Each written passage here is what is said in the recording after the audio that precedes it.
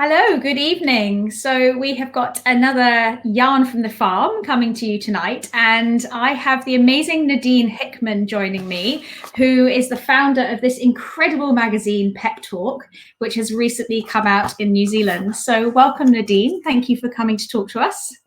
Thank you. Thanks for having me.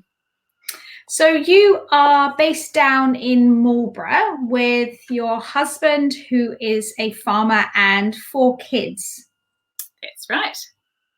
So what does your farmer husband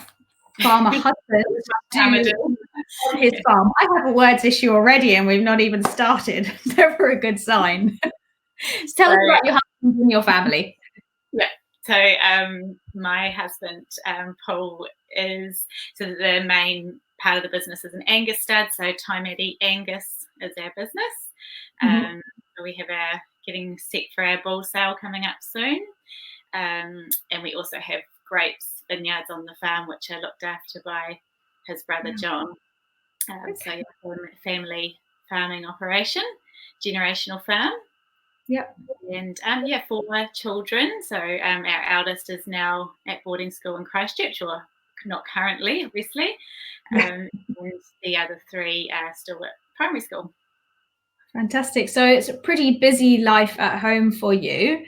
And then on top of that, you have just launched this wonderful magazine, which is Pep Talk. So Pep Talk is New Zealand's new magazine dedicated to enhancing mental wellness. And I think that phrase that encapsulates the magazine is pretty key, because the real focus on this magazine is about enhancing mental wellness rather than necessarily focusing on the illness side of things.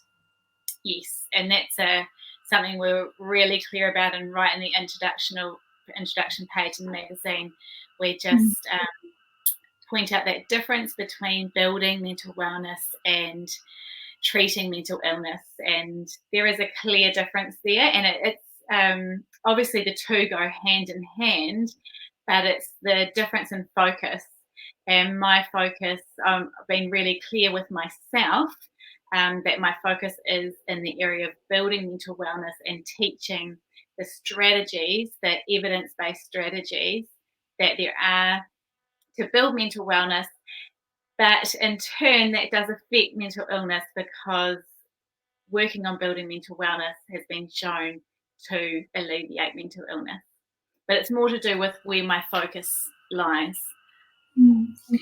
So I'm presuming with such a fantastic and in-depth magazine like this is, which I'll show people a few pages in a second, but you must have a very powerful why behind how this magazine came about, your reason for founding it, and a lot of the concept behind how it's structured.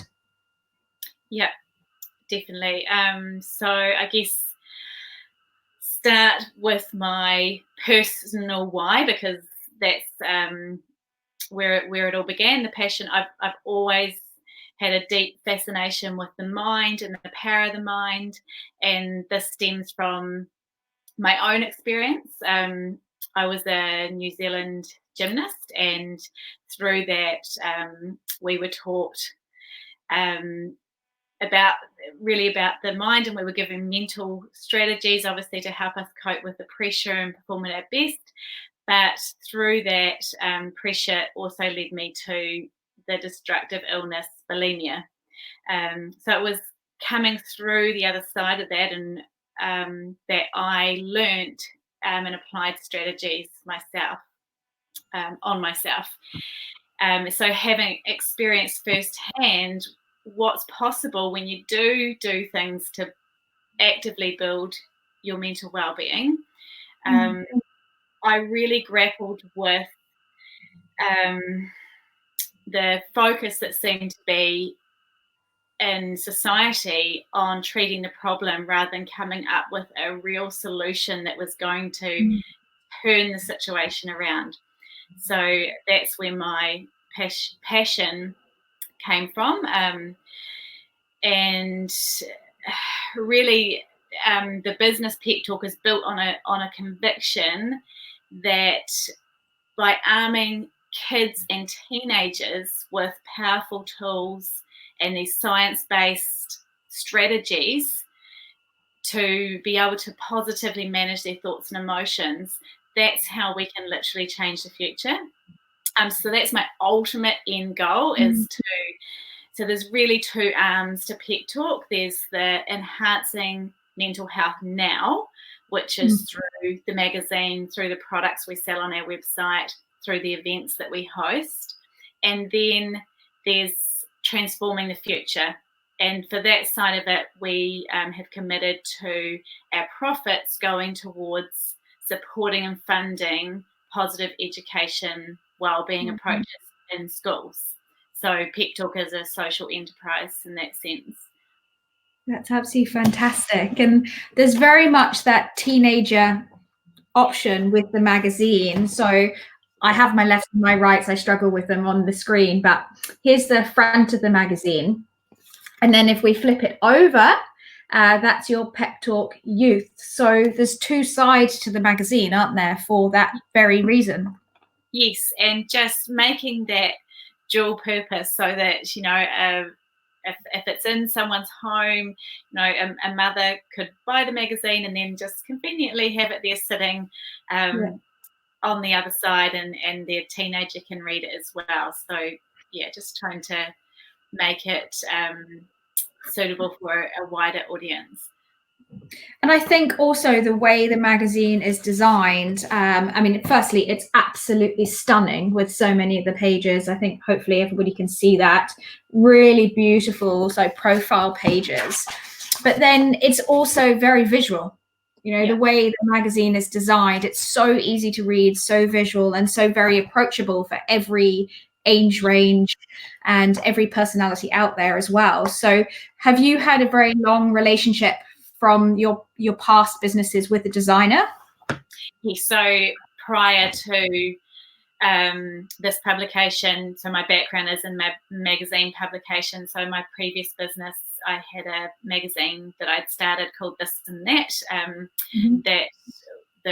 I sold the business a few years ago, so I built that magazine up over about 7 years and then sold it. So when I had the idea for so really just, I guess, taking a little step back, one of the real drivers of the magazine was that I wanted to reach the people that don't necessarily actively seek to enhance their mental well-being, and how could we get this information to them. And one of my strategies before the COVID-19 situation hit was to reach out to businesses to subscribe to the magazine, to put it in their waiting rooms and staff rooms, so that we could reach people who weren't necessarily going to go and buy it for themselves. And the design of the magazine was so intentional and key to me that it's a real experience opening up and reading it. And I mean, everybody is so busy and we are all faced with such information overload that there's nothing, I know myself, I can't stand to open a magazine and just see a wall of text staring at me. So it was just key to me that there's, you know, pull out quotes and things that hit your eye on every page that sort of give you a bit of an indication of what's on that page and do I want to read more. That's a real key intention of the design. I think when you said about it's a real experience, the magazine, I have to say I was blown away even more by the magazine than when I opened up the package. So you gave away the first 1,000 magazines for free if we just paid postage. And that's actually how I came about Pep Talk, was through social media and seeing it there and applying for the magazine. And I popped out the magazine, but the first thing which struck me was this beautiful card, which you'd handwritten, that came in my free magazine with the most stunning card to keep with, struggling with left and rights, with the most beautiful quotes on. And from what I see on your website, you've got many more of these really inspiring cards, and you're looking at getting more inspiring products out there as well for people too. Yeah, so really just from sending out the magazines and the incredible response that we've had from that, and obviously it's driven a lot more traffic to our website. So the products that we already do sell in our online store, we've had a real influx of orders as well, which has been really exciting. So I'm just looking to now build up our online store so that it becomes a real one-stop shop. So if anybody's looking for a gift to uplift or encourage or support someone that may be going through a hard time or just needs a little extra boost, that they could go to the Pep Talk store and find a beautiful product or card. So that's my aim over the next few months, is to slowly build up the products that we have on there. That's very, very cool. It'd be a really beautiful present, because I think there's so many times you think about that you want to send something to somebody to show that you're there, but it's really hard to find the right gift or say the right things. Yes. And certainly the cards that I've seen on the website, they're so spot on with exactly what you want to say, and would be perfect. Yeah, awesome. So in this magazine, we've got a lot about nutrition. And can you just touch on the people that have written within this magazine for this episode? It's not a TV show, this release. And then you've got another one coming in 3 months' time. So we had to, we had literally just launched the magazine.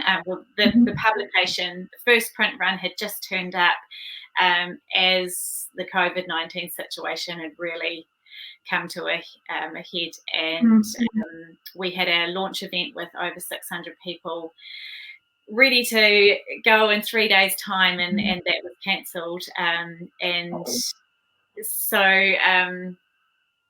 it really was a case of, so I've forgotten where I was going with it, actually. Talking about this issue. Yeah, so, yes, of course. So it is a seasonal publication, but when all of that happened, it was like, right, some tough decisions. And so we had to decide and at that stage, we didn't even know what was going to happen with the print companies, if we would even be able to print the next issue. So we made a decision to cancel the winter issue. So we're now just skipped basically and working straight on the spring September release. Cool. Yeah. And how did you choose the people who contributed to the very first issue of this magazine? So started with a theme. So the theme of that issue is happiness. And happiness just seemed like a natural theme to start the first issue with. It's a universal goal all over the world. Of course, everybody strives to be happy. That's what it's all about. I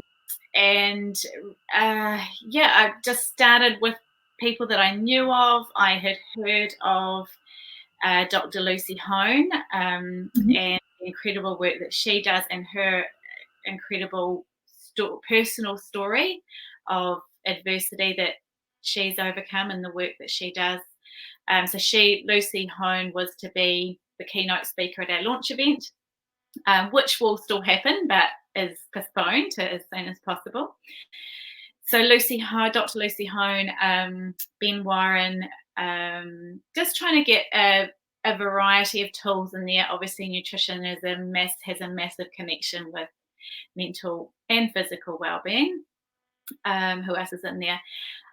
So I'd actually, at the end of last year, I'd been to we had 3 excellent speakers come to Marlborough, and I had been to those and reached out to them. One was Michael Hempseed, who's a suicide prevention expert, and the other is I'm having a mental blank. I'm going to have a name blank. We've got positive psychology, worry box. I'm going to struggle with the names, aren't I? Got positive psychology, Dr. Martin Seligman, who was really interesting. Nathan Wallace. Yeah, Nathan Wallace. That's the name I'm trying to find in my brain. Nathan Wallace was just an incredible speaker to attend, speaking about child brain development and the neuroscience educator. That was a fascinating article. I loved that one. Really, really cool. Really, there were so many contributors leading up to the publication, and going to those talks was another pivotal thing, because it was like, this information, more people need to know this. And I just, this is just such strong desire to spread the word, because it's just so impactful. And these educators like Nathan Wallace, Michael Hempseed, Lucy Ho, they have this incredible ability to take, complicated brain science or complicated research and bring it down to a level, and they present in ways that are, so entertaining, that, it's really easy to get across to people who need the information. Yeah, they make a complex subject very, very approachable. And I think with the layout, the artwork in the magazine, you've absolutely done that as well in print, has made it really approachable and really sort of friendly and easy to understand in its approach. So it's really fantastic magazine. Thank you. So you obviously, we touched at the beginning, you live down on a farm in Marlborough. I've chatted to everybody about gratitude, and I know you feel very strongly about gratitude, because there's a whole section in the magazine about gratitude journals. So the reason I have been asking the 3 gratitudes is that during lockdown, I did what I call my Lucky in Lockdown book, and went for 3 gratitudes every day, therefore making 90 gratitudes over the month, which gets quite hard by the end of the month. But I think living in the rural environments of New Zealand, we have so much to be amazingly grateful for. What would be your 2 or 3 things that you really feel that the lifestyle that we have in New Zealand you're very grateful for? Well, I think that I didn't grow up on a farm, but now I can't imagine living in a town or a city. Can't imagine it any other way. I think that living rurally gives you the best of both worlds, and sometimes you crave that city vibe and city atmosphere, but it's very easy to go and visit a city for the weekend and get that dose of city vibe that you need. I just always love coming back home to the farm, and when everybody go into Blenheim, our nearest town, which of course with kids, and again not at the moment, but probably starting up next week with kids and sports and things, we're in and out of town, but it's always such a nice feeling driving out of town. It's like letting it go. One experience a few years ago, we spent a week of the school holidays in Blenheim at my in-laws' house because they were away. So I think Paul, my husband, must have been away, so I spent the weekend there with the kids, and it was really pulled us up on having to be aware of the neighbours and that we weren't yelling and screaming. And so that really highlighted how grateful I am for that. That you don't have to consider that the kids can yell and scream as they like, as loud as they like, and and the final thing I think really is just the beauty in nature that we're surrounded by, and the open space and the fresh air, those little things. I'm just often in awe when I on my drive into Blenheim. The landscape sometimes just takes your breath away, and I often wonder how I didn't notice it when I was younger. It's probably only been probably from my late 30s that I started to really pay attention to that sort of thing.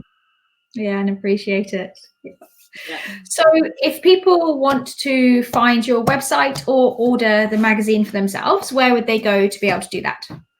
So peptalkmedia.com is the website, and on Facebook or Instagram, our handle is Pep Talk Media Co. Lovely. And I will put that link up after this as well. So if anybody can't remember that or whatever, I will pop the link up so they can have a little click on that as well. But thank you so very much for spending the time to talking to us tonight.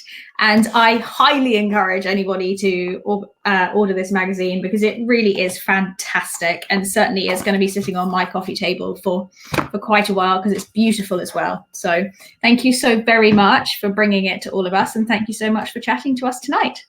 Thank you, Laura. Thanks for the opportunity.